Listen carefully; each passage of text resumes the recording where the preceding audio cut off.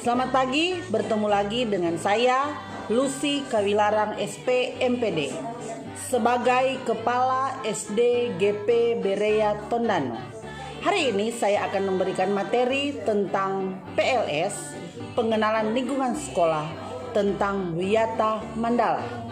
Wiyata Mandala adalah cara memandang sekolah sebagai tempat pembelajaran dan sebagai tempat untuk memperbaiki karakter.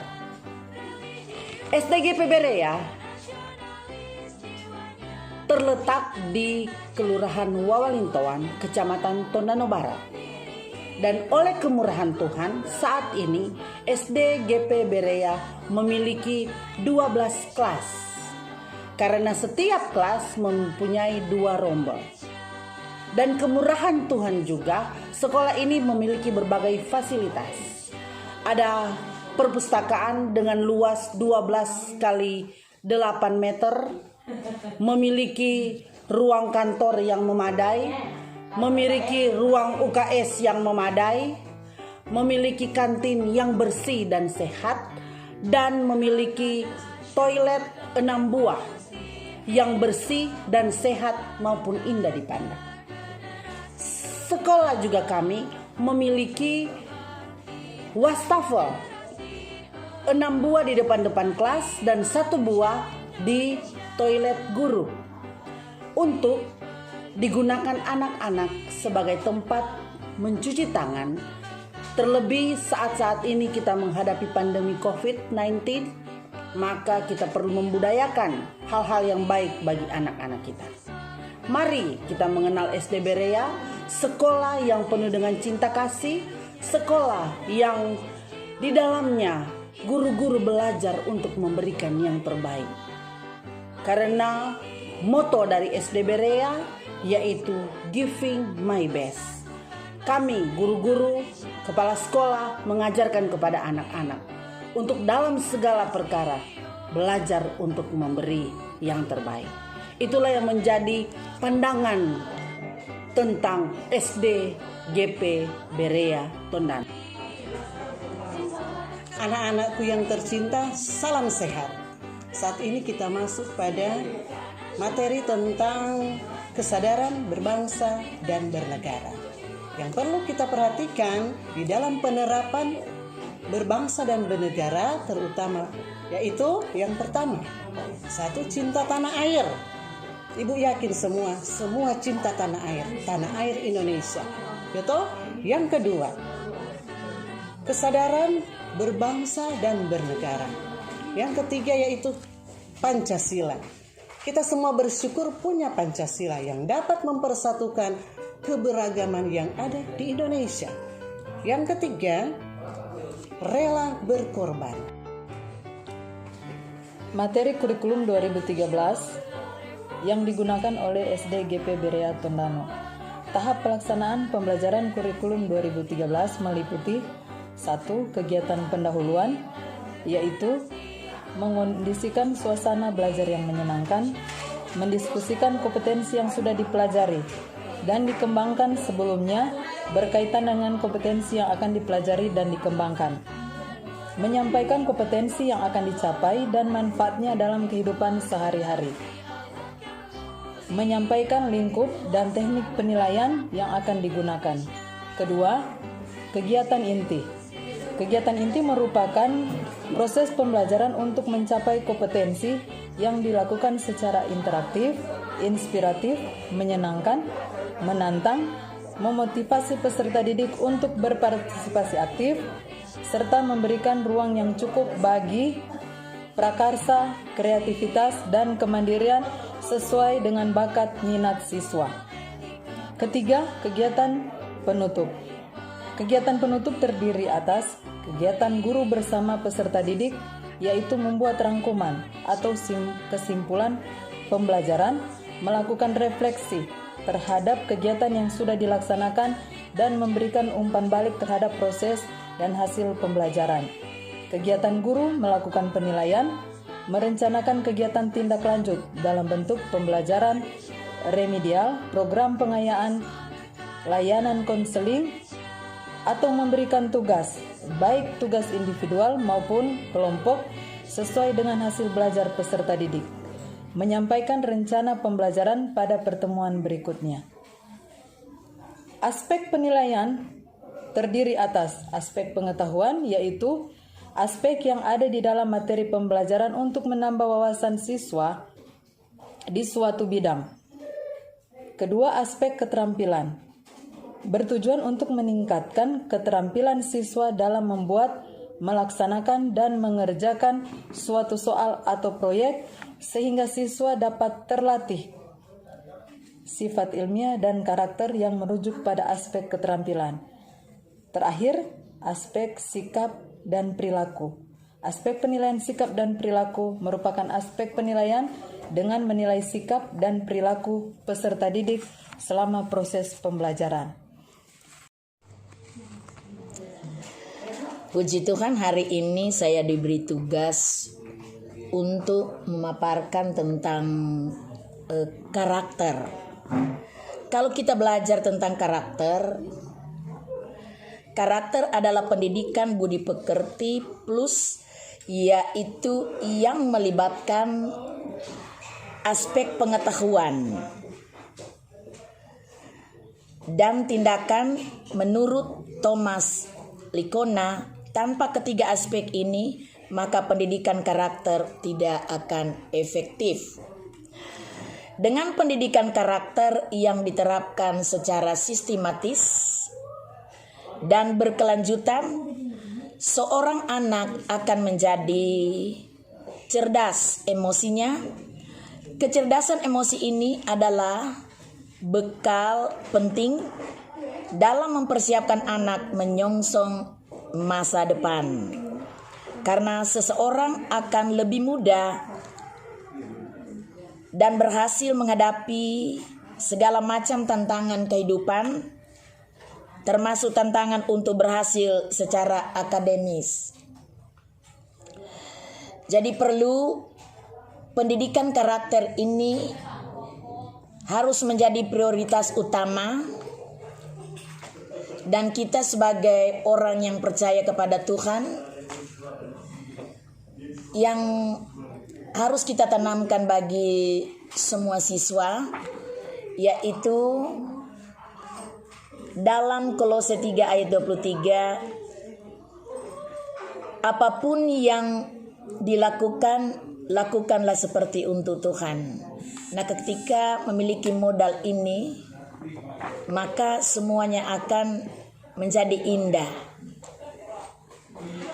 Dan ada beberapa pilar karakter yang saya coba paparkan saat ini. Pertama, karakter cinta Tuhan dan segenap ciptaannya. Kedua, kemandirian dan tanggung jawab.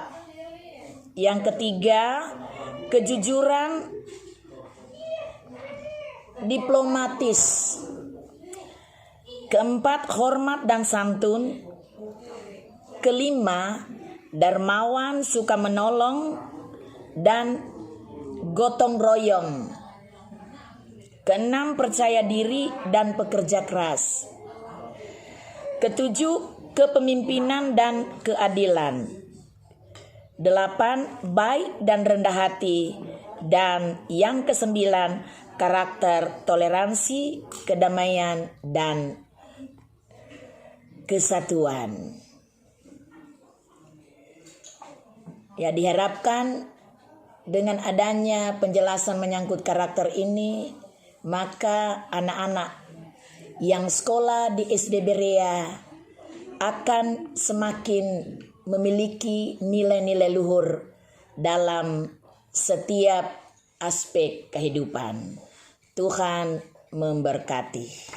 Dalam kehidupan sehari-hari sering kita menjumpai manusia dengan tipe kedondong, yaitu orang yang berpenampilan menarik dan dalam berpakaian, berbicara, makan dan minum, dan berjalan. Namun, penampilan itu hanyalah polesen saja atau hanya di luar saja. Ternyata hatinya dikuasai oleh sifat-sifat yang tidak terpuji, yaitu suka dendam, egois, dan suka menyakiti. Ada juga manusia yang bertipe seperti buah durian, berpenampilan tidak menarik, kasar, dan tidak mengundang simpati, namun berhati emas, rendah hati, suka memaafkan, suka menolong dan menghargai orang lain. Nah, kulit durian memang tajam dan kasar, tetapi buah durian terasa enak kalau dimakan. Makna tata krama yang sesungguhnya bukanlah seperti kedondong yang licin, kulitnya yang masam rasanya. Demikian pula makna tata krama bukanlah seperti durian yang tajam tapi enak rasanya. Kedua-duanya sama-sama merugikan. Nah, macam-macam tata krama yaitu seperti tata krama pergaulan, komunikasi sebagai sifat alami manusia. Nah, komunikasi dan tata krama pergaulan adalah hal yang tidak dapat dipisahkan. Ada beberapa kunci pokok yang perlu dicamkan dalam masalah komunikasi, yaitu perlakuan orang lain sebagaimana kita sebagaimana kita ingin diperlakukan. Setiap orang mempunyai perbedaan-perbedaan perorangan, tidak ada yang kembar. Nah, kenali dulu baru sayang. Makin kenal makin sayang. Tak kenal maka tak sayang. Kemudian, tata krama berkenalan, kedua belah pihak saling menyebutkan nama, saling memandang, berjabat tangan, tidak mengayun-ayunkan tangan. Nah, tapi tata krama yang saat ini untuk berjabat tangan tidak diperbolehkan karena menjaga protokol kesehatan saat ini. Nah, kemudian ada tata krama dalam berbicara. Saat berkata, pilihlah kata-kata yang tepat. Peliharalah lidah, jangan menyinggung perasaan orang lain. Ya anak-anak, kemudian jangan memotong pembicaraan orang lain. Guru, kepala sekolah, ataupun orang tua yang ada di rumah. Perhatikan saat Anda berbicara dengan siapa. Apakah itu yang lebih tua? Kita harus sopan. Nah, tata krama berpenampilan, cara menggunakan pakaian. Apabila menggunakan pakaian seragam, kemejanya harus dimasukkan di dalam celana atau di dalam rok. Nah, kemudian pada waktu olahraga harus menggunakan baju olahraga yang sudah disediakan oleh sekolah. Memakai pakaian harus cocok dengan situasi dan tempat. Kemudian ada tata cara berjalan. Tata cara berjalan laki-laki harus melindungi perempuan. Nah, kalau ada dua wanita dan satu pria berjalan berdekatan dengan lalu lintas. Selain tata krama dalam keadaan normal, ada juga tata krama sesuai dengan protokol kesehatan saat ini untuk pencegahan penyebaran COVID-19. Nah, yang pertama yaitu keluar rumah harus memakai masker. Yang kedua, tidak boleh berjabat tangan. Yang ketiga, menjaga jarak. Keempat, ketika hendak memasuki tempat atau satu gedung, harus mencuci tangan saat memasuki area gedung. Nah, selalu menjaga kesehatan dan tetap semangat. Selamat pagi. Materi pengenalan lingkungan sekolah saat ini tentang cara belajar efektif. Belajar yang efektif adalah proses belajar mengajar yang berhasil guna dan proses belajar itu mampu memberikan pemahaman, kecerdasan, ketekunan, kesempatan dan mutu atau kualitas yang lebih baik serta dapat memberikan perubahan perilaku dan dapat diaplikasikan atau diterapkan dalam kehidupan sehari-hari sehingga hasil dari pembelajaran itu akan dapat menghasilkan sumber daya manusia yang unggul. Terima kasih. Hai, salam sehat dan salam sejahtera dalam kasih Tuhan Yesus Kristus. Hari ini kami dari Sekolah SD GP Berea menjumpai bapak-bapak, ibu-ibu, saudara-saudara, terlebih anak-anak didik kami. Dan di kesempatan yang indah ini kami akan memberikan sesuatu materi mengenai pembinaan mental agama di sekolah. Di sekolah kami yang berbasis adalah yayasan dari gereja. Tentunya kami mendasari dan memberikan muatan kekuatan dalam kegiatan yang ada di SD GP Berea adalah mengenai kehidupan beragama. Sebab pendidikan agama tidak dapat dipisahkan dari pendidikan yang lain. Karena pendidikan agama merupakan dasar dari seluruh bidang dan berbagai dari seluruh sektor pendidikan yang lain. Makanya kami akan memberikan materi seperti dalam materi mental agama. Apa itu mental? Mental seperti karakter. Banyak contoh dalam kehidupan sehari-hari. Kita banyak kali mendengar kata ini yang namanya mental atau mental. Karena kita tahu bahwa kesuksesan, keberhasilan manusia ditentukan dengan ada dua istilah, yaitu Aiki dan Eiki. Aiki yang biasa kita tahu adalah kecerdasan intelektual. Sementara Eiki itu adalah kecerdasan emosional yang di dalamnya adalah mental, karakter, dan sikap. Kesuksesan seseorang tidak hanya dipengaruhi oleh kekuatan atau kecerdasan intelektual, tapi beberapa abad membuktikan dari abad 18 dan abad 19 ternyata kesuksesan seseorang ditentukan dengan EIQ atau kecerdasan emosional atau mental. Apalah arti orang memiliki dan punya segudang ilmu dengan tingkat dan kecerdasan intelektualnya yang luar biasa, tetapi mentalnya bobrok. Banyak contoh-contoh juga dalam Alkitab dengan para tokoh-tokoh iman dan tokoh-tokoh Alkitab. Mereka memberikan sesuatu hal yang indah dan baik kepada kita untuk menjadi cermin dan untuk menjadi jaminan bagaimana kehidupan dan mental dalam beragama. Di sekolah kami lebih banyak memberikan dan menekankan kepada sikap, terlebih mental dan agama itu sendiri. Nah, banyak yang memiliki kecerdasan intelektual yang namanya pintar, namun mentalnya tidak baik.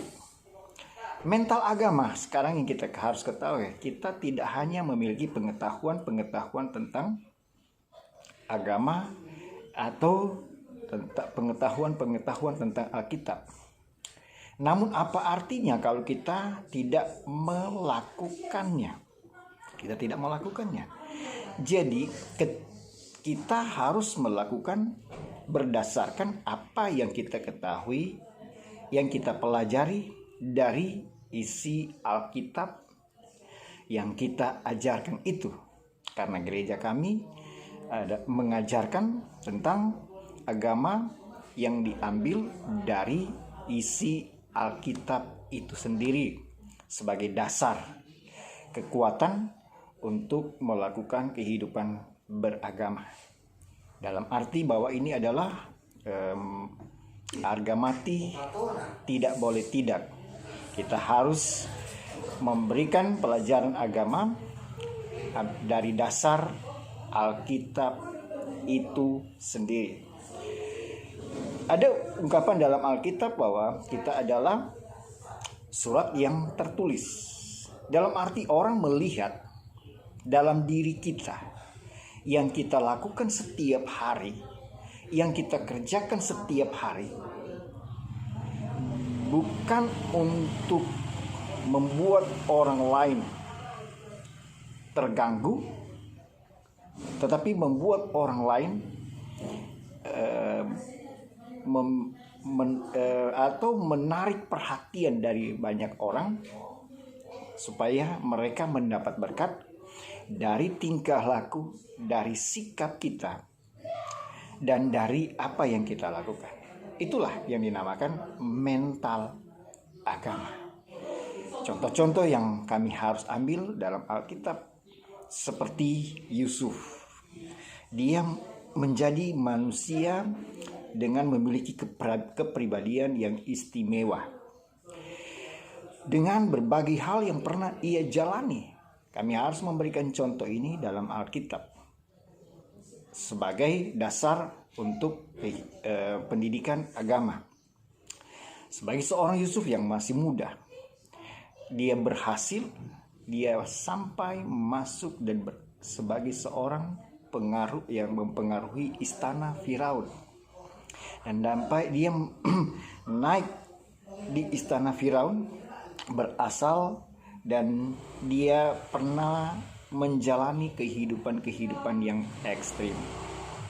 Pertama, dia dididik, yang kita harus tahu, dia dididik di sumur yang sudah tua. Ini yang kita harus lihat, dia punya mental agama yang kuat. Dia tidak memiliki dendam kepada saudara-saudaranya ketika saudara-saudaranya menjual dia. Ia tidak mendendam mereka, sekalipun mereka jual dan buang ia di sumur yang tua, di Parigi. Ketika dia keluar di Parigi atau di sumur yang tua, masuk ke level yang lebih lagi, masuk penjara. Orang-orang yang memenjarakan dia, ia tidak dendam kepada mereka. Justru di situ ia memberikan sesuatu hal yang sangat menarik dari sikap dan gaya hidupnya yang membawa berkat kepada orang. Akhirnya ia dikeluarkan di penjara dari sikap, dari karakternya yang baik. Tatkala raja mengalami dilema, keadaan yang sulit, tidak ada solusi, maka orang inilah yang memberikan solusi dia dari penjara. Akhirnya ia dipercayakan dalam satu pekerjaan dan jabatan yang besar di kerajaan Mesir pada waktu itu. Dari sikap, dari mental. Dia ada orang yang cerdas, tapi kecerdasannya itu yang dikuasai oleh mental atau emosinya. Jadi orang-orang yang memiliki kecerdasan emosional, sekalipun dia mungkin merasa ada kepahitan, dia mungkin bisa balas dendam, tapi kecerdasan emosinya yang ada kepada dia, mental itulah yang menguasai dia, dan dia tidak menaruh dendam kepada mereka. Dia memberkati. Itu yang kami bawakan. Kiranya materi singkat pada saat ini dapat memberikan sesuatu modal bagi kita semua, terlebih bagi anak-anak didik kami yang kami didik saat ini di tahun ajaran yang baru, tahun 2020-2021. Tetap semangat bersama Yesus, lakukan perkara-perkara gagah perkasa. Amin.